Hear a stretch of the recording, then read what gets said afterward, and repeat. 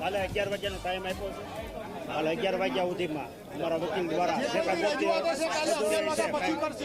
કાગળિયા ડોક્યુમેન્ટ ઘડતા છે. અમારા વકીલ દ્વારા કાલે 11 વાગ્યા સુધીનો ટાઈમ આપ્યો છે. કાલે 11 વાગ્યા સુધીમાં ડોક્યુમેન્ટ પૂરા કરી આ વખતે ચૂંટણી 100% જીતવાની છે. કોઈ બે મત નથી. ઠેકેદારો બધા હતા ને ઠેકેદારો જે અત્યારે અપહરણ થયું છે એને ગમે એમ કરીને તાત્કાલિક મેળવી. ઠેકેદારો જ્યાં હશે ત્યાંથી અહીં હાજર થઈ જાય ચૂંટણી લડવાની. કોણ છે તો કયો? 3 જણા છે. તમારી સાથે સંપર્કમાં નથી હાજર. રાત્રે સંપર્કમાં આવી જાય અને કાલે અહીં રજૂ થઈ જાય.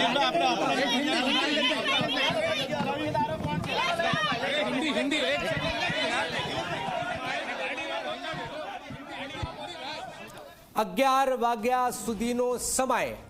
ઝી 24 કલાક પર મોટી ખબર.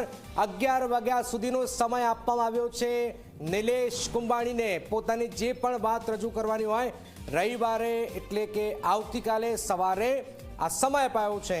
અને સમય અપાયો છે અને એમની સ્પષ્ટતા કરવી પડશે. જે 3 ટેકેદારો છે એમાં એક ભાગીદાર છે એમનો, એમાં એક બનેવી છે અને આ 3 ટોટલ ભાગીદાર છે. શું પોતાના નજીકના લોકોએ જ પીઠમાં ખંજર ભૂક્યું છે? આ એક મોટો સવાલ છે. કારણ કે સૌથી નજીકનો વ્યક્તિ ટેકેદાર બનતો હોય છે તો ટેકેદારે જ શું આ વેપાર કર્યો છે? તો આ એક મોટી ખબર સામે આવી રહી છે. કારણ કે બનેવી પણ છે એમાં ટેકેદારમાં, એક ભાગીદાર પણ છે. તો આ એક મોટો ઘટનાક્રમ બની રહેશે. તો કોંગ્રેસના ઉમેદવારને સમય અપાયો છે, આવતીકાલનો સમય અપાયો છે અને સમગ્ર મામલે આવતીકાલે જ નિર્ણય લેવાશે. તો ઝી 24 કલાક પર આ એક મોટી ખબર. નિલેશ કુંભાણીનું ફોર્મ રદ મામલે આ એક મોટી ખબર છે. આવતીકાલ સુધીનો સમય અપાયો છે ફોર્મ રદ કરવા માટે. આવતીકાલે સમગ્ર મામલો આવશે, સમગ્ર બાબત જાણવા મળશે. પરંતુ 11 વાગ્યા સુધીમાં નિલેશ કુંભાણીએ પોતાની જે ટેકેદારો છે એમને લાવવા પડશે એ પ્રકારની પણ ખબરો હાલમાં સામે આવી રહી છે. ઇન્ડિયા ગઠબંધનના ઉમેદવાર છે એમના જે ટેકેદારો છે એમને કિડનેપ કરીને કોઈ ગુપ્ત જગ્યાએ એમને લઈ જવામાં આવ્યા છે. હાલે કોઈ જગ્યાએ હાજર નથી, એમના ફોન પણ ચાલુ નથી.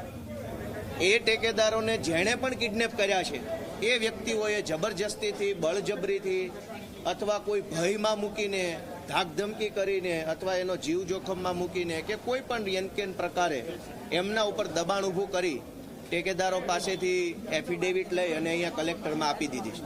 એફિડેવિટ એવી છે કે ટેકેદારો એવું કહેવા માગે છે કે એમની પોતાની સહી નથી ચૂંટણી ફોર્મમાં. એટલે હવે કલેક્ટરે એટલે કે રિટર્નિંગ ઓફિસરે ઉમેદવાર પાસે એટલે કે નિલેશભાઈ પાસે ખુલાસો માંગ્યો છે કે આ બાબતે તેમનું શું કહેવું છે. પહેલા 4 વાગ્યાનો સમય આપવામાં આવ્યો. 4 વાગે અમે રજૂ થઈ અને અમારો જે કાંઈ જવાબ હોય એ રજૂ કર્યો અને હવે આવતીકાલે સવારે 11 વાગ્યાનો સમય આપવામાં આવ્યો છે. 11 વાગ્યે ફરીથી આ બાબત ઉપર ડિટેલમાં સુનાવણી થશે અને જે કાંઈ કાયદાસર હશે એ નિર્ણય થશે. આ 3 ટેકેદારો પાર્ટીના જ કાર્યકર્તાઓ છે, સમર્થકો છે. એમના નામ લખેલા છે. અત્યારે કિડનેપ થઈ ગયા એટલે હું નામ નહીં બોલું. એમનું કિડનેપિંગ થઈ ગયું છે અને કિડનેપ થઈ ગયા છે, એમનું અપહરણ કરવામાં આવ્યું છે. એ બાબતની ઉમરા પોલીસ મથકમાં અત્યારે લેખિતમાં ફરિયાદ પણ આપી દીધી છે. અપહરણ થયું છે એ બાબતની ફરિયાદ અત્યારે કલેક્ટર સાહેબને પણ અત્યારે જ આપી છે.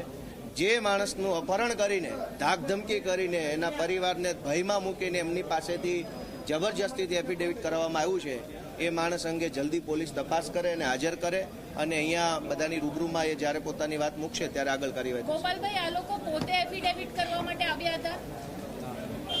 પોતે કદાચ આવ્યા હોય, પણ હું એ જ કહેવા માંગુ છું કે મારી વાઈફના કપાળ ઉપર કોઈ ગન મૂકે અને મને એમ કે જા તું જઈને એફિડેવિટ આપી આવી, નહીં તો તારી વાઈફને મારી નાખીશ, તો મારે આવવું પડે. તો અહીંયા ધારો કે એ વ્યક્તિ પોતે આવ્યા હોય, પોતાની બાઇક લઈને આવ્યા હોય, પોતે કેમેરામાં આવ્યા હોય, છતાંય એ જાણવું જરૂરી છે કે પોતાની મરજીથી આવ્યા કે એમના વાઈફને, પરિવારને, બાળકોને કોઈને જોખમમાં મૂકવામાં આવ્યા. એ પાર્ટીના જ કાર્યકર્તાઓ છે. હાલ એમનું અપહરણ થયું છે એટલે વધારે બોલી શકાય એમ નથી. વાતનો બીજી વાત અત્યારે અપહરણ થયું છે, અમે એની ફરિયાદ આપી છે એટલે વધારે બોલવું યોગ્ય નથી. આ ગુજરાતમાં દરેક